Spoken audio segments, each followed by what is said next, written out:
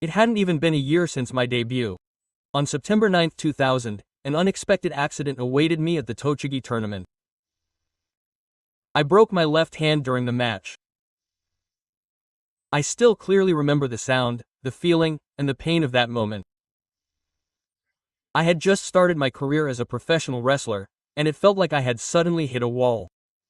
It was my ankle bone that was broken. The doctor told me that if I rested, it would heal in a month and I would be able to return in 2 months. But I was anxious. I had just made my debut and I couldn't wait to get back in the ring. So I resumed training before I was completely healed. As a result, tragedy repeated itself. I put too much strain on it and it cracked again. It was a sciatic fracture. This was really troublesome and took a long time to heal. Before I knew it, I had been away from the ring for 7 months, much longer than I had planned. Anxiety, regret, and shame all mixed up inside me. Every night, I would look up at the ceiling and ask myself, what am I doing? But at the same time, I thought to myself, I don't want to waste this time. I thought that if I was going to take a break, I might as well come back with some changes. And so, on April 19, 2001, my return was decided at the Otaku N Hall tournament. I made a decision to change the color of my costume. I decided to change the black shorts that symbolized the young lion to red. Of course, I kept it a secret from my seniors. It's unthinkable for a normal person to break tradition.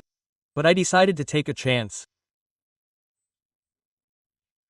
I wore only my underwear until just before the match, and when no one was looking, I quickly put on red tights and stood at the entrance. The moment I stood in the ring under the spotlight, I screamed in my heart, I have no intention of going back. This is my new start. Taking off the young lion's black pants also meant graduating. Normally, you would change after training overseas. But I couldn't wait. If I went back to black, I would start again with a single match. That's why I had to force my way into the ring. The eyes of the audience were definitely on me that day. Just the sight of a newcomer in red tats made the atmosphere change. There was criticism, but I was fine with that.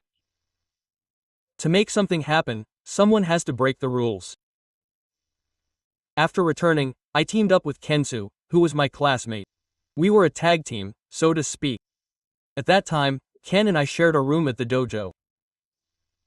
We would talk about pro wrestling until the middle of the night, sometimes seriously, sometimes laughing silly, and before we knew it, it was morning. Then, Ken suddenly showed up. He said, let's just do tag, let's go see Choshu, quote. At first, I thought, what? It wasn't that easy. But when I saw the seriousness in his eyes, I made up my mind. The next day, we went to the dojo and negotiated directly with Choshu. Let the two of us do tag. Then, Choshu said, you guys are a real pain. Those words were heavy, but I still can't forget them. He probably meant that if we teamed up based on looks alone, there would be no substance to it, but that was the start of our tag team matches, little by little. I don't think I would be who I am today if it weren't for that challenge. Ken and I had a complementary relationship. He had a certain charm that I didn't have, and I had a certain solidity that he didn't have. When we stood in the ring together, I felt the atmosphere change naturally. As a tag team for the younger generation, we began to be expected to do well. It was a big deal that we were able to compete in the 2001 G1 Tag League, now known as the World Tag League. We were still inexperienced, but it was enough to seize the opportunity. I was originally supposed to go overseas for training without anyone else. But I was able to step up without being recognized for my achievements in tag. It was a consolation prize. Ken was also an interesting person in the ring town. He taught me how to drink, how to liven up a crowd, and how to keep my distance from people. He really made me feel like an older brother, and I think those hours of talking made me who I am today. However, behind the scenes, New Japan Pro Wrestling was entering its current era.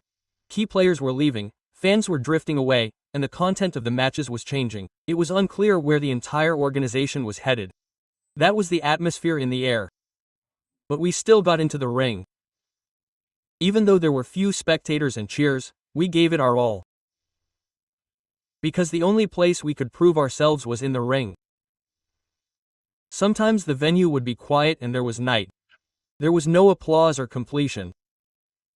But when I got off the ring, one fan would tell me, "Today's match was good." Those words were my greatest salvation. My first year as a wrestler was stumbling due to injury. From there, I grew up, found bonds with my teammates, and showed my presence in the ring.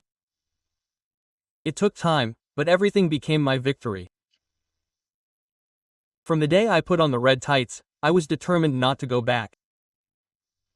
Not to defend, but to attack. Not to go with the flow, but to create the flow. And then I realized, pro wrestling is about showing your conviction more than winning or losing. The audience doesn't just watch the techniques, they watch the way you stand up, the way you challenge yourself.